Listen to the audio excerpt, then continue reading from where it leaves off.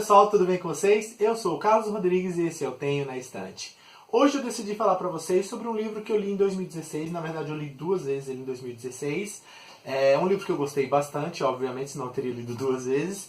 Foi com certeza um dos melhores livros que eu li ano passado e sem dúvida foi o melhor livro que eu li da editora Novo Conceito, que era a editora a qual eu trabalhava até uns dias atrás. O livro que eu estou falando é o 7 Minutos Depois da Meia-Noite, do Patrick Ness.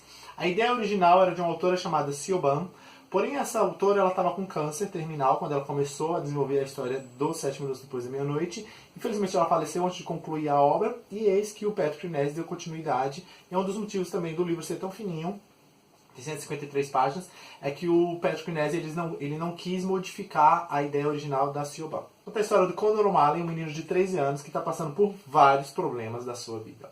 A mãe está com câncer terminal, o pai dele é extremamente ausente, mora em outro continente, mora na América com a outra família, e eles se falam apenas por telefone a cada 2 semanas. A avó é extremamente rígida e fria com ele, não demonstra nenhum tipo de carinho por ele, e ele ainda sofre bullying na escola. Essa é a vida do Conor O'Malley. E o mote do livro é justamente esse. O foco não é o câncer, lógico que o que faz a história acontecer é justamente o fato da mãe dessa criança estar prestes a falecer. Mas o foco, na verdade, é como uma criança de 13 anos lidar com isso. E não bastando tudo isso que está acontecendo com ele, uma árvore vai aparecer para tentar ajudá-lo a passar por todo esse período. Como eu disse, a mãe dele está com câncer. É um câncer que a gente já pressupõe que é terminal. Sim, ela já fez vários tratamentos. Moram apenas os dois, ele e a mãe dele. E ele que cuida dela, ele cuida de si próprio, ele faz o próprio café da manhã, o café da manhã da mãe dele, ele põe a roupa para bater, ele põe a roupa para secar, enfim, ele toma conta da casa e da mãe doente. E a mãe não gosta dessa situação. Ela mesma fala que não é justo que uma criança de 13 anos precise cuidar da mãe e da casa. E por esse motivo ela vai chamar a mãe dela para ficar um tempo com ela. Ela mudou de tratamento e esse tratamento é bem agressivo, então ela está ficando cada vez mais fraca. Então ela precisa que a mãe dela, no caso uma adulta, ajude a cuidar dela e do filho dela, do Conor, de 13 anos. Quando a mãe dela chega, é quando a gente conhece, na verdade, o tipo de relação que ela tem com o neto. E ela é extremamente rígida com o Conor. Ela trata ele como se fosse um adulto em miniatura. Tanto que ela decide conversar com ele, quando ela chega a fazer Conor, nós precisamos conversar. E a conversa é sobre a escola que ela está vendo próximo à casa dela. Porque ela fala que em breve ele terá que morar com ela. E o Conor fica bravo. Ele fala assim, não, eu não vou morar com você. A minha mãe vai se curar, e tudo vai ficar bem. E ela fala, não, você sabe que não. Logo, em breve você terá que morar comigo. Então ela deixa bem claro para ele que a mãe dele vai morrer. E ela não tem nenhuma maneira sutil de falar isso. Ela fala na lata mesmo. Então ela não expressa nenhum tipo de carinho pelo neto.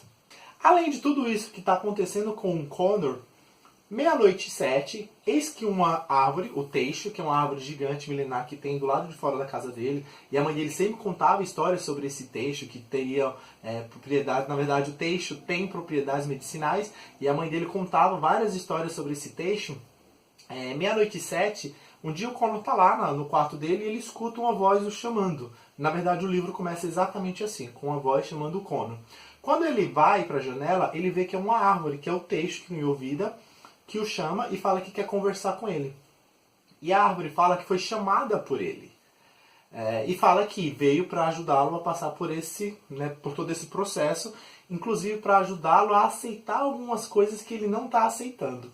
E aí eis que essa árvore ela faz um trato com ele, em que ela vai contar 3 histórias.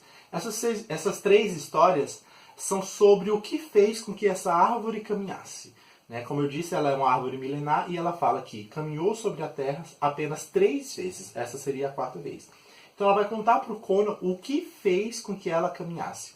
E aí essas 3 histórias são histórias que são fábulas e que têm um fundo moral e que vai de fato ajudar o Conor a entender um pouco ou aceitar um pouco do que está acontecendo com ele.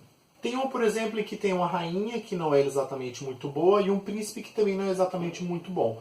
Os dois ficam meio que brigando, acontece um assassinato no meio disso tudo. Um é acusado de ter cometido esse assassinato, porém não cometeu esse assassinato. Enfim, a grande questão dessa história no final é que o Conor ele pergunta para a árvore quem é o vilão e quem é o mocinho. E a árvore fala para ele, nem sempre existe um vilão e um mocinho. A maioria das pessoas são um pouco dos dois. Ah, eu falei de forma bem superficial sobre essa história, por quê? Porque eu não quero dar spoilers, é óbvio, né? Então, eu espero que vocês leiam o livro para poder entender melhor a história. E a história vai transitar entre as 3 histórias que a árvore vai contar no decorrer do livro, a relação do Connor com a escola, com o pai, com a mãe, com a avó, e tentando entender tudo isso que está acontecendo com ele. O livro é considerado uma fantasia. Ele era adotado em escola, né, a versão, na verdade, que foi lançada por uma outra editora, pela editora Ática, e que tinha um outro nome, ela se chamava O Chamado do Monstro. É um livro que chegou a ser adotado em escola justamente porque traz questões da psicologia, questão da aceitação. A própria árvore em si, a gente não sabe se ela é real ou não. No livro a gente fica meio que na dúvida se isso seria um ser espiritual, alguma coisa religiosa, talvez, um ser espiritual, que veio ajudar o Connor a passar por esse período que ele está atravessando, ou se é simplesmente fruto da imaginação dele, né, o subconsciente dele. Ele buscou um amigo imaginário que faz com que ele consiga atravessar as questões que ele está atravessando nesse momento. Então também tem toda essa questão psicológica no livro. É um livro que eu acho fantástico, eu adorei o livro. Tem um filme que está no Netflix por enquanto, né? Então corre lá para ver esse filme, porque Netflix, vez ou outra, acaba tirando os filmes, enfim, vai atualizando o catálogo. Eu considero uma adaptação muito boa. E as mudanças que foram feitas não foram mudanças que afetaram o entendimento da história. E, inclusive, o filme, eu acho que ele consegue prender um pouco mais o telespectador, porque traz uns elementos visuais fantásticos. O final do filme e do livro tem uma pequena diferença. Quando o filme, teoricamente, terminaria, que é exatamente onde termina o livro, tem um acréscimo de uns 5 minutinhos mais ou menos, acho que até menos do que isso. E esses minutinhos adicionais fizeram uma grande diferença.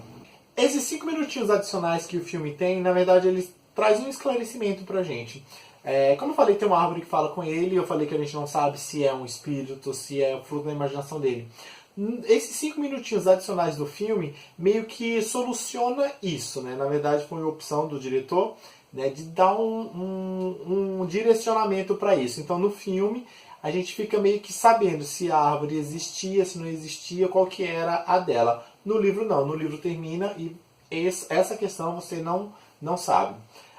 Um fato que eu acabei não falando, os 7 minutos depois da meia-noite, porque é esse o horário em que a árvore sempre aparece na janela dele. Sempre a árvore aparece para conversar com ele, é sempre nesse mesmo horário. Por isso que é 7 minutos depois da meia-noite. Então é um filme que vale muito a pena sim ser visto e o livro vale muito a pena sim ser lido. Seja qual for a opção de vocês, vai ser uma opção acertada. É isso, pessoal. O vídeo está chegando ao final. Espero que vocês tenham gostado. Espero que vocês compartilhem, divulguem, sigam o canal nas redes sociais. E a gente se vê no próximo vídeo a semana que vem. Até mais. Tchau, tchau.